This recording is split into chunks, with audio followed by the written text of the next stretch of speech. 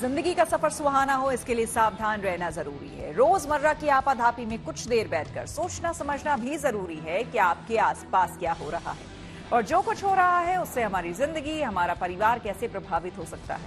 इसलिए हॉर्न बजाकर बाखबर करने वाली खबर जरूरी होती है। और आज की ये खबर फ्लाइट्स में बम की हॉक्स कॉल से जुड़ी है। देश में पिछले 3 दिनों में 20 से अधिक उड़ानों को बम से उड़ाने की धमकी मिली है और यह सिलसिला खत्म नहीं हो रहा।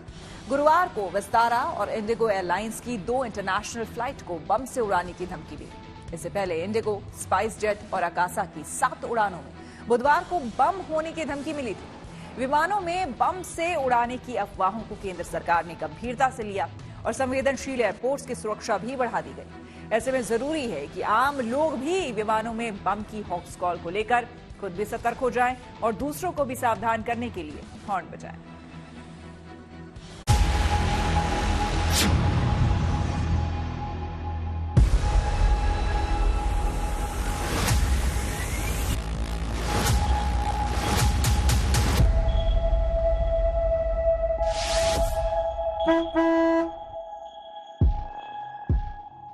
पिछले कुछ दिनों से विमानों को उड़ाने की धमकी मिलने का सिलसिला थमने का नाम नहीं ले रहा है।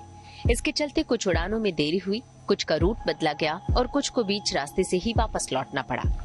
इससे पहले देश भर में कई ट्रेनों को पलटाने की साजिश की गई। कहीं ट्रैक पर रखा गैस सिलेंडर मिला तो कहीं फिश प्लेट टूटी पाई गई। वहीं दिल्ली के कई स्कूलों को बम से उड़ाने वाले धमकी भरे ईमेल मिले, जिससे स्कूल प्रशासन और अभिभावकों को परेशानी हुई। हालांकि धमकी भरे ईमेल फर्जी निकले। स्कूलों और रेलगाड़ियों के बाद अब आसमान में विमानों को उड़ाने की साजिश रची जा रही है। पिछले 3 दिनों में 20 से अधिक उड़ानों को बम से उड़ाने की धमकी मिली है। इसके बाद विमानों को डायवर्ट कर अलग अलग एयरपोर्टों पर उतारा गया। गुरुवार को जर्मनी के फ्रैंकफर्ट से मुंबई आ रही विस्तारा की फ्लाइट को बम से उड़ाने की धमकी दी गई। धमकी मिलने के बाद फ्लाइट को मुंबई के छत्रपति शिवाजी महाराज अंतर्राष्ट्रीय हवाई अड्डे पर इमरजेंसी लैंडिंग कराई गई। इसके बाद फ्लाइट को तुरंत अलग क्षेत्र में ले जाकर गहन जांच की गई। गनीमत रही कि जांच में कुछ नहीं मिला। इससे पहले बुधवार को दिल्ली से बेंगलुरु जाने वाली अकासा एयर की फ्लाइट QP1335 को धमकी मिली थी।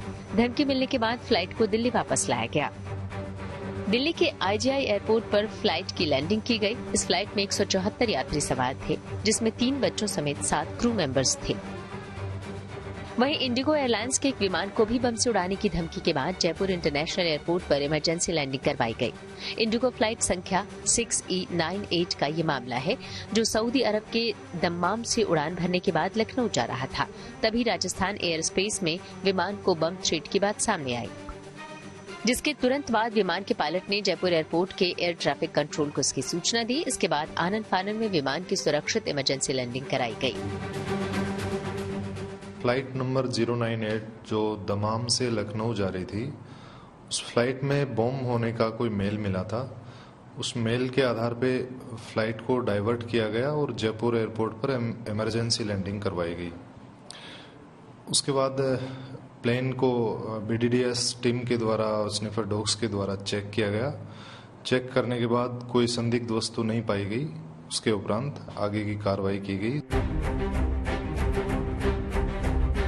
मुंबई से न्यूयॉर्क के लिए उड़ान भर चुकी एयर इंडिया की फ्लाइट नंबर 119 को सोशल मीडिया एक्स के जरिए बम से उड़ाने की धमकी दी गई, जिसकी वजह से विमान की दिल्ली एयरपोर्ट पर इमरजेंसी लैंडिंग कराई गई।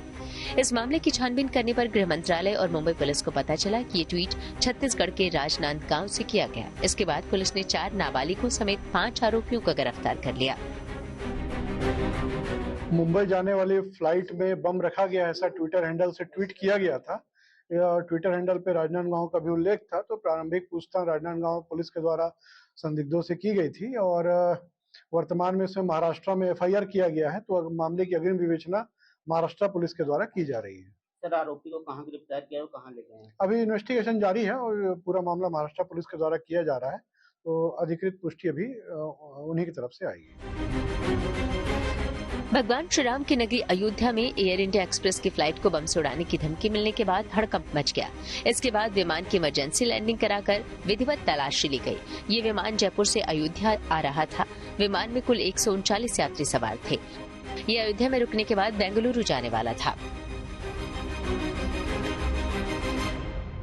एयर इंडिया एक्सप्रेस की एक फ्लाइट थी जो जयपुर से अयोध्या आ रही थी। इसमें बम की सूचना मिली थी। उसको सेफली लैंड करा करके हमने आइसोलेशन बे में ले गए हैं जहाज को। इसके अंदर 139 पैसेंजर्स थे। पैसेंजर सारे हमने हवाई जहाज से बाहर निकाल लिए हैं। उनकी चेकिंग भी हो गई है।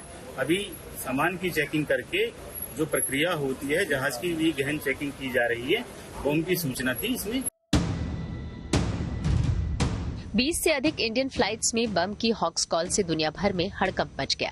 कोई विमान कनाडा तो कोई सिंगापुर में उतारा गया।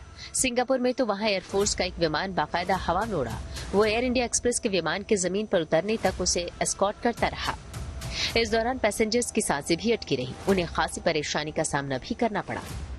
वहीं कनाडा में भी एयरपोर्ट पर सुनसान जगह पर विमान को उतारा गया और जांच के दौरान सभी कॉल को महज अफवाह करार दे दिया गया। नागरिक उड्डयन मंत्री के राममोहन नायडू ने कहा कि एजेंसियां सभी मामलों की गंभीरता से जांच कर रही हैं और इसके लिए जिम्मेदार सभी लोगों की पहचान की जाएगी और दोषियों के खिलाफ कानूनी कार्रवाई की जाएगी। सिविल एविएशन सूत्रों के मुताबिक विदेशों से आने वाली बम थ्रेट कॉल की जांच जारी है। सूत्रों के मुताबिक अभी तक आने वाली 90% थ्रेट कॉल विदेश से है। लोकल यानी देश से आने वाली थ्रेट कॉल सिर्फ 10% है। विदेशी थ्रेट कॉल की छानबीन के लिए एमएचए साइबर विंग सहित लोकल पुलिस को अलर्ट किया गया है। विदेशों से आने वाली कॉल और ईमेल का वीपीएन और आईपी एड्रेस खंगाला जा रहा है। सभी एयरपोर्ट पर बम थ्रेट असेसमेंट टीम की तैनाती होगी। बम थ्रेट कॉल आने पर बीटीएसी टीम त्वरित कार्रवाई करेगी। एमएचए, सिविल एविएशन मंत्रालय, सीआईएसएफ, बीसीएएस और आईबी के अधिकारियों ने थ्रेट कॉल को लेकर बैठकें की हैं। वहीं एयरपोर्ट और दूसरी एजेंसियों को अलर्ट मोड पर रहने के निर्देश दिए गए हैं। इन धमकियों के बाद सरकार ने देश भर के हवाई अड्डों से उड़ने वाले विमानों में एयर मार्शल की संख्या दोगुनी करने का फैसला किया है। इसके अलावा राष्ट्रीय सुरक्षा गार्ड यानी एनएसजी के ब्लैक कैट कमांडो को संवेदनशील नेशनल और इंटरनेशनल रूट के विमानों में तैनात किया जाएगा। एयरलाइंस को आने वाली थ्रेट कॉल्स और मेल के मामले में केंद्रीय गृह मंत्रालय पूरी स्थिति को इस वक्त मॉनिटर कर रहा है। जांच एजेंसियां इसकी छानबीन कर रही हैं। जो जानकारी अब तक मिली है उसके मुताबिक विदेशों से सबसे ज्यादा इस वक्त थ्रेट कॉल आ रही है, जिसकी संख्या लगभग 90% के आसपास बताई जा रही है। वहीं अगर देश की बात करें यानी लोकल कॉल्स करीब करीब 10% के आसपास है। विदेशों से जो कॉल आ रही हैं उनकी जांच करने के लिए अलग अलग एजेंसियों को इसमें लगाया गया है। एमएचए का जो साइबर विंग है I4C, इसके साथ साथ सर्टिन को भी इसमें तैनात किया गया है। लगातार ये छानबीन की जा रही है कि जो विदेशी कॉल्स थ्रेट कॉल्स आ रही हैं उसका वीपीएन किस देश में है, साथ ही आईपी एड्रेस की भी छानबीन की जा रही है और इससे ये पता लगाया जा सकेगा कि आखिर किस देश से इस तरीके की कॉल ज्यादा से ज्यादा संख्या में आ रही है। जाहिर है विमानों को बम से उड़ाने की धमकियों को गंभीरता से लेना जरूरी है। ऐसे में ये भी जरूरी है कि आम लोग भी विमानों में बम की हॉक्स कॉल को लेकर खुद सतर्क हो जाएं और दूसरों को भी सावधान करने के लिए हॉर्न बजाएं। Bureau report, good news today.